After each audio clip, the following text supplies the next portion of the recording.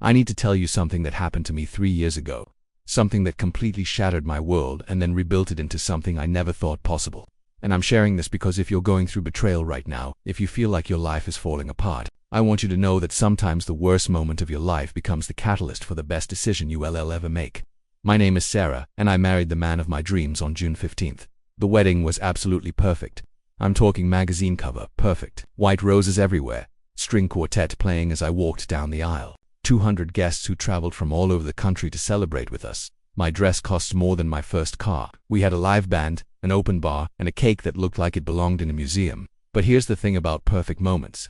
Sometimes they're so bright, so beautiful, that you don't notice the shadows lurking just behind them. And those shadows, they were about to swallow me whole.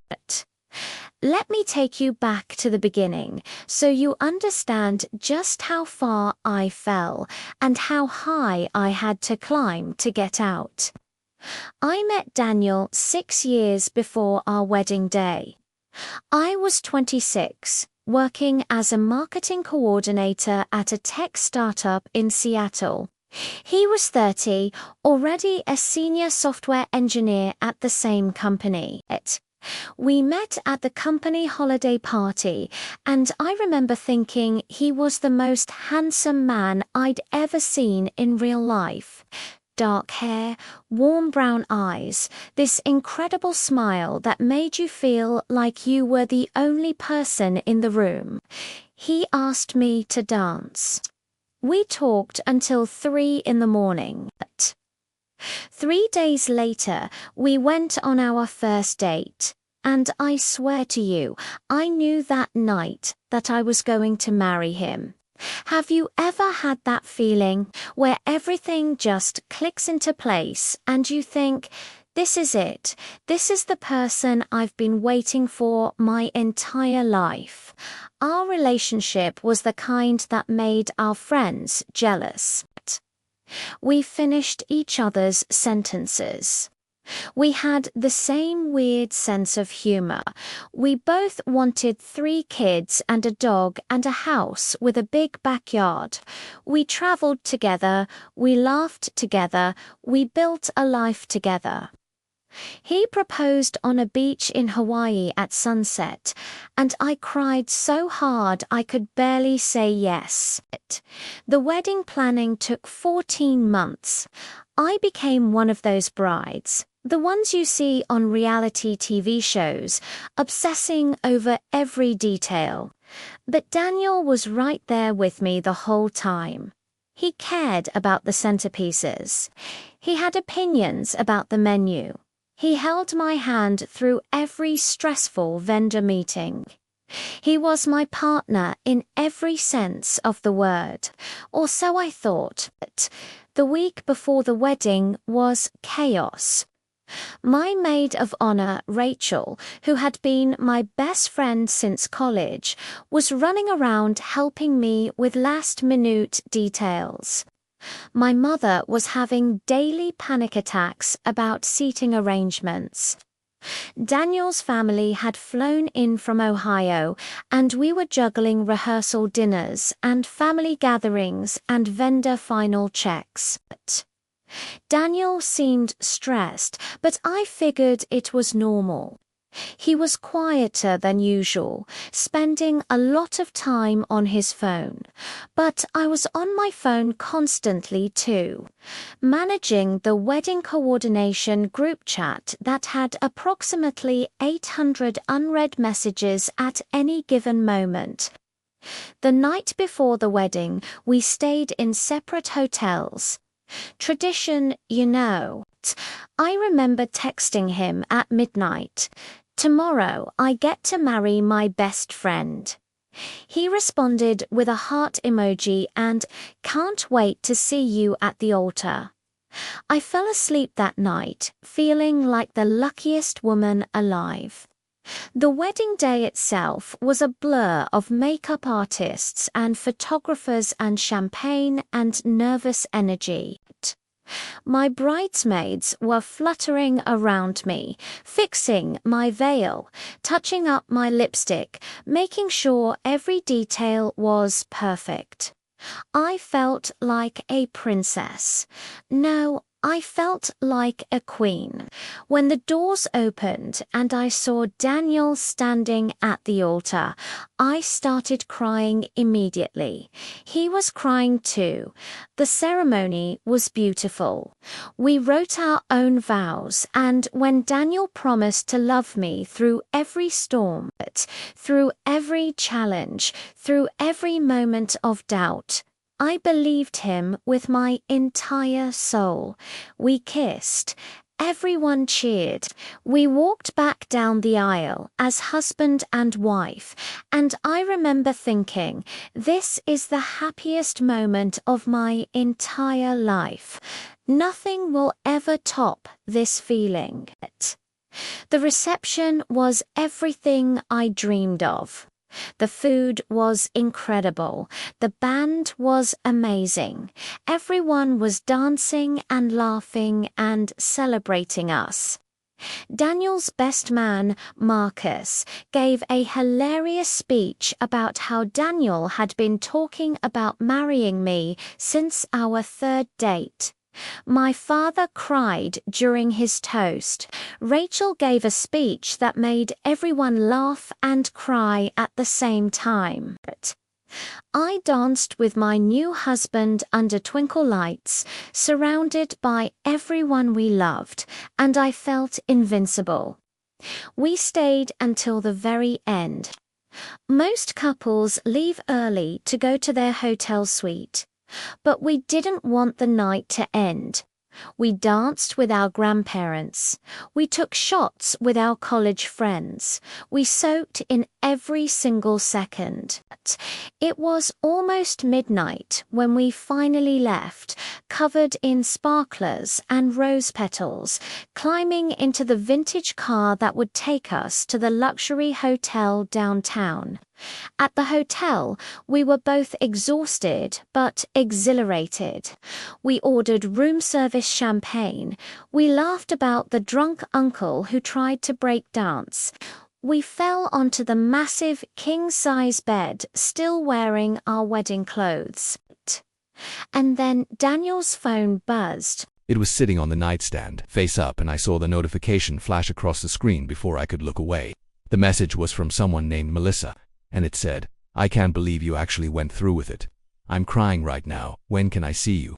I felt my stomach drop, just completely plummet, but I told myself not to panic. Melissa could be anyone, a coworker, a cousin, a friend. There could be a perfectly innocent explanation. Daniel was in the bathroom. I could hear the shower running. And I did something I had never done in 6 years together. I picked up his phone. I knew his passcode. We knew each other's passcodes. We had nothing to hide, right? We were partners. We were transparent. We trusted each other. My hands were shaking as I typed in the numbers. The phone unlocked. I opened his messages. What I saw made my entire body go cold. The conversation with Melissa went back months, and it wasn't just friendly. It was intimate. It was romantic. It was sexual. I scrolled through message after message, each one driving a knife deeper into my chest. "I miss you so much. Last night was incredible. I wish I could wake up next to you every morning. This is torture, pretending we don't mean anything to each other." There were photos, not explicit ones, thank God, but photos of them together, at restaurants, at the beach, in someone's living room, her head on his shoulder, both of them smiling at the camera like a couple. I scrolled back further. The messages started 8 months ago. 8 months. We were deep in wedding planning. I was tasting cakes and choosing flowers and addressing invitations. And my fiancé was texting another woman that he couldn't stop thinking about her. My vision started to blur. I couldn't breathe. The room was spinning. I kept scrolling, driven by some sick compulsion to know everything. And then I found messages from earlier that day, from my wedding day. "I love you," Melissa had written at 2 in the afternoon, right when I was getting my hair done, listening to my bridesmaids tell me how lucky I was. "I love you too." Daniel had responded, "This is so hard, but it'll be over soon." What did that mean? It'll be over soon. I scrolled down. There was a message from Melissa sent just 20 minutes ago, while Daniel and I were in the car, holding hands, talking about our honeymoon. "I can't believe you actually went through with it. I'm crying right now. When can I see you?" And Daniel had responded, right before getting in the shower, "Give me a week. I'll figure something out. I promise. This doesn't change anything between us." I dropped the phone like it had burned me. The shower was still running. I could hear Daniel humming, actually humming, like this was just a normal, happy night. I sat there on the edge of the bed in my wedding dress, mascara running down my face, my entire world collapsing around me, and I tried to process what I had just learned. My husband, my brand new husband, who I had married approximately 3 hours ago, was in love with another woman. Had been in love with another woman for at least 8 months, had been seeing her while planning our wedding, had told her he loved her on our wedding day. This doesn't change anything between us. He wasn't planning to end it with her. The wedding hadn't ended the affair. If anything, it seemed like just an inconvenient interruption. The shower turned off. I heard the bathroom door open. I quickly wiped my face and put his phone back on the nightstand. Screen down this time. Daniel walked out in a towel, smiling at me. "Hey, beautiful wife," he said. "Your turn for the shower." I looked at him. This man who I loved more than anything. This man who I had just vowed to spend my life with. This man who was lying to me, who had been lying to me for months. "Sarah, you okay?" He walked closer, concerned. "Baby, what's wrong?" And I made a decision in that moment. A decision that would change everything. I didn't confront him, not yet. "Just overwhelmed," I said, forcing a smile. "Happy overwhelmed. Today was perfect." He pulled me into a hug and it took everything in me not to push him away. "It was perfect," he agreed. "I'm so lucky to have you." I felt sick, physically sick, but I held it together. "I'm going to take a quick shower," I said. "Order us some more champagne." In the bathroom, I turned on the shower and sat on the floor and cried silently into a towel. I cried until my chest hurt, until I couldn't breathe, until there were no tears left. Then I washed my face, fixed my makeup, put on the lingerie I had bought specially for this night, and walked back out there like nothing was wrong, because I needed time. Time to think, time to plan, time to figure out what I was going to do. We drank champagne. We consummated our marriage. And the whole time I was somewhere else, my mind racing through possibilities and plans and escape routes. Daniel fell asleep around 2 in the morning. I lay there next to him, staring at the ceiling, my wedding rings feeling like weights on my finger.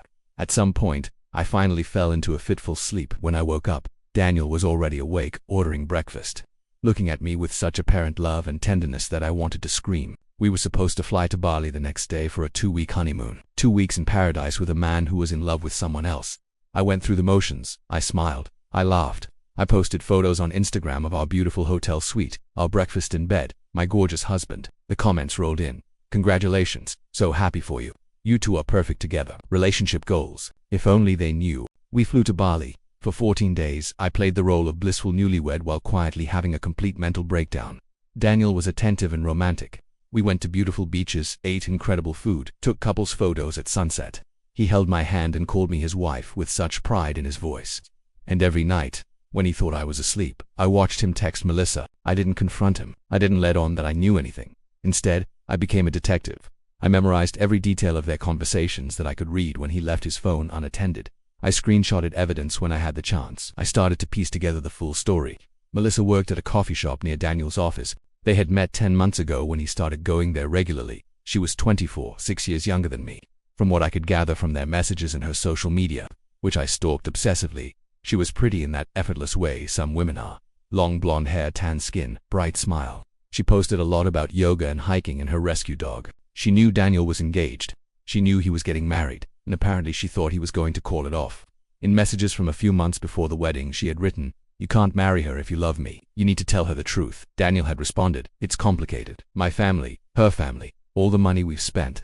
I can't just cancel everything, but I promise you, Melissa, you're the one I want to be with. Just give me some time to figure out how to handle this." He had told her to be patient. He had told her that he would find a way for them to be together. He had strung her along right up until the wedding day and beyond. I wanted to hate her, part of me did.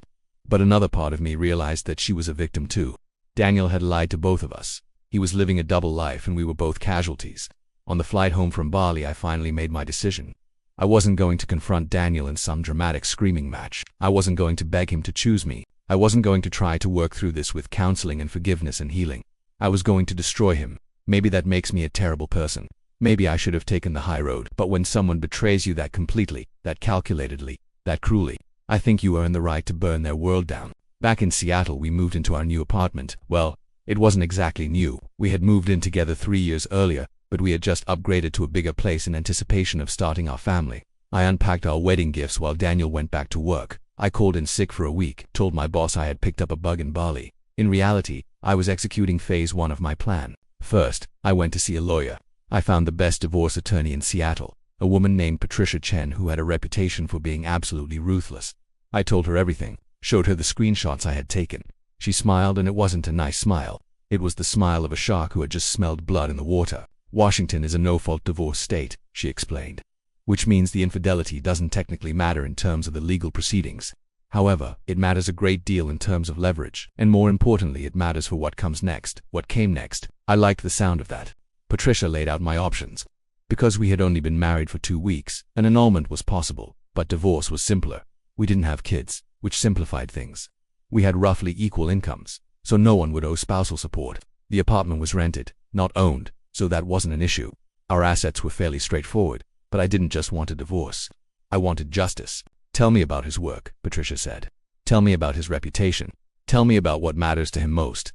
Daniel was proud of exactly 3 things: his career, his family's opinion of him, and his reputation. He came from a very traditional religious family in Ohio. His parents had been married for 40 years. His grandparents were married for 60. Divorce was practically unheard of in his family. A scandal would devastate them, then at work. Daniel had just been promoted to a team lead position. He managed 12 people. He was being groomed for a director role. His professional image was spotless. He was the guy everyone liked, the one who mentored junior engineers, the one who gave talks at conferences. I told Patricia all of this. She nodded slowly, taking notes. Here's what we're going to do, she said. Phase 2 of my plan involved Rachel. I called my best friend and told her I needed to see her immediately. When she came over that evening, I finally broke down and told her everything. Rachel was furious. She wanted to go to Daniel's office right then and confront him.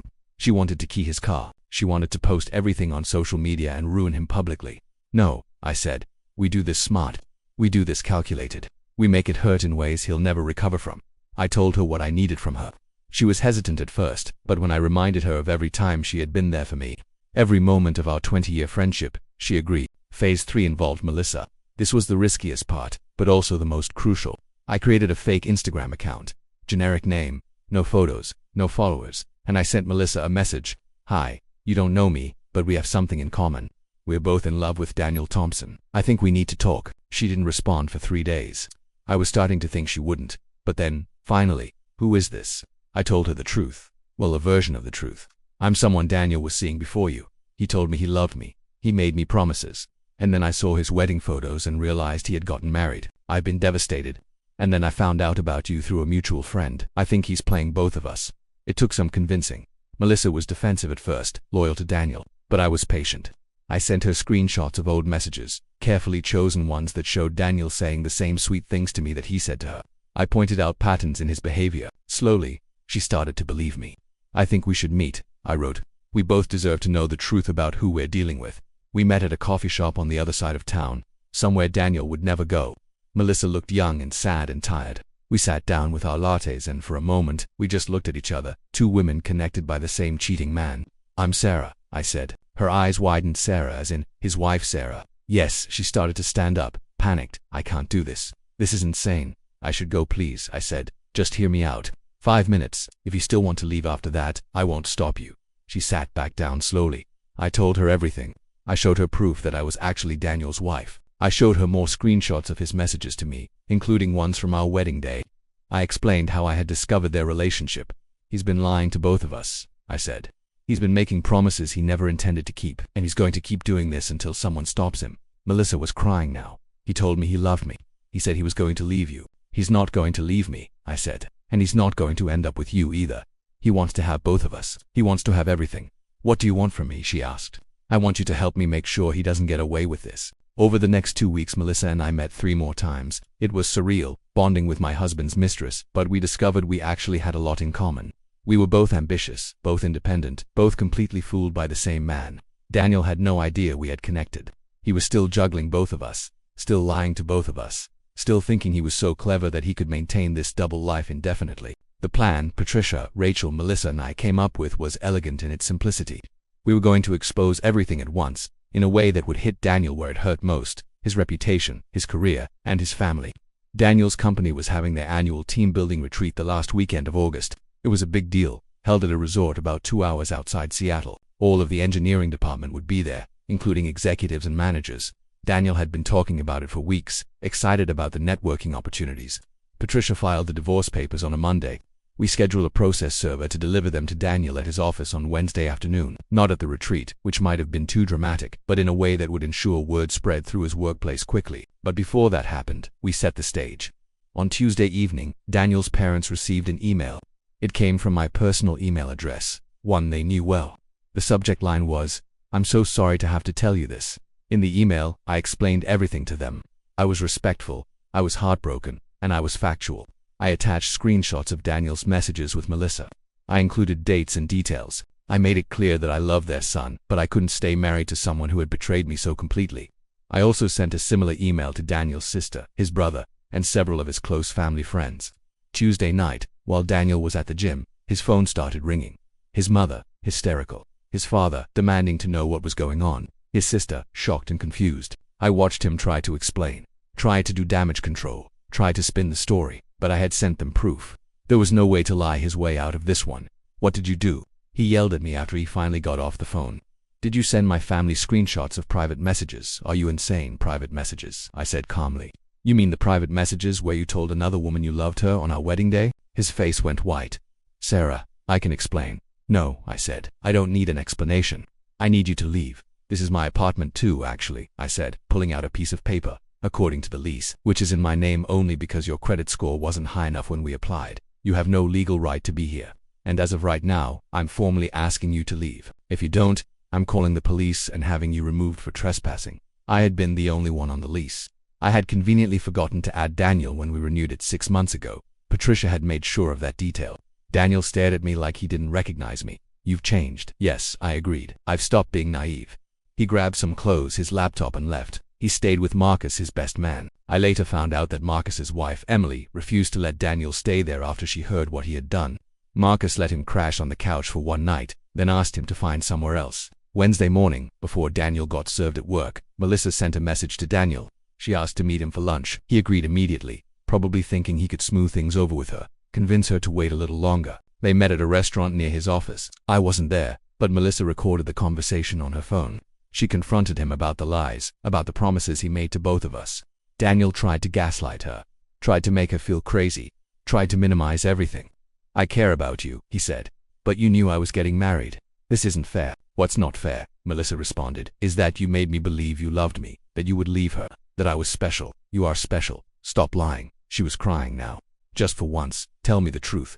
Did you ever actually plan to leave, Sarah? Silence. That's what I thought, Melissa said. She stood up to leave. Wait, Daniel said, where are you going? We need to talk about this. We're done talking, Melissa said. You're going to have a lot of explaining to do very soon to a lot of people. She left him sitting there, confused and alarmed. 2 hours later, a process server walked into Daniel's office and handed him divorce papers in front of 3 of his co-workers. The news spread through the company within hours. By the end of the day, everyone knew that Daniel Thompson, the golden boy, the mentor, the guy who seemed to have it all together, was getting divorced after less than a month of marriage.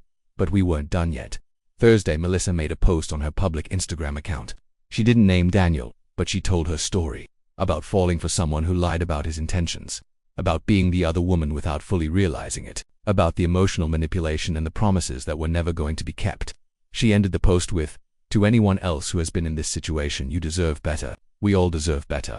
Do not let anyone make you feel like you asking for too much when you ask for honesty." The post got shared thousands of times. Several of Daniel's co-workers followed Melissa. They put 2 and 2 together. Friday, Daniel went to the team retreat. I imagine he was hoping to escape the chaos for a few days, to focus on work, to rebuild his professional image. Instead, he walked into a room full of people who were looking at him differently, whispering, judging. Marcus told me later what happened. Daniel tried to act normal, tried to participate in the team-building activities, tried to network with the executives, but people were cold to him. Conversations stopped when he approached. People made excuses to walk away. At dinner Friday night, one of the female engineers asked him directly, in front of their entire table, "Is it true you were cheating on your wife throughout your entire engagement?" Daniel tried to deflect, tried to say it was complicated, tried to suggest that I was exaggerating. "That's not what the screenshots show," another coworker said. "My girlfriend follows Melissa on Instagram. She shared some of the messages. They're pretty clear."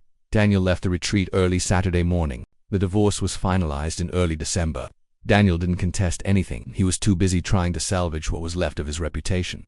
His company didn't fire him, but they removed him from the team lead position. They gave the promotion to someone else. He was essentially demoted back to senior engineer, no longer managing anyone, no longer being groomed for director. His family stopped speaking to him for 6 months. His mother eventually came around, because that's what mothers do, but his relationship with his father never recovered. His siblings were civil but distant. Melissa moved to Portland a few months after everything went down. She sent me a message before she left. "Thank you for showing me the truth. I'm going to therapy now, working on trusting again. I hope you're doing okay. I was doing better than okay. Here's what I didn't tell you about the divorce settlement. Because we had been married for such a short time, and because Daniel wanted it over with quickly to minimize the scandal, he agreed to several things that Patricia suggested. First, he paid me back for my half of the wedding costs. That was approximately $40,000. He also gave me all the wedding gifts, including the $10,000 in cash gifts we had received. Second, we had a joint savings account we were using to save for a house down payment, $75,000.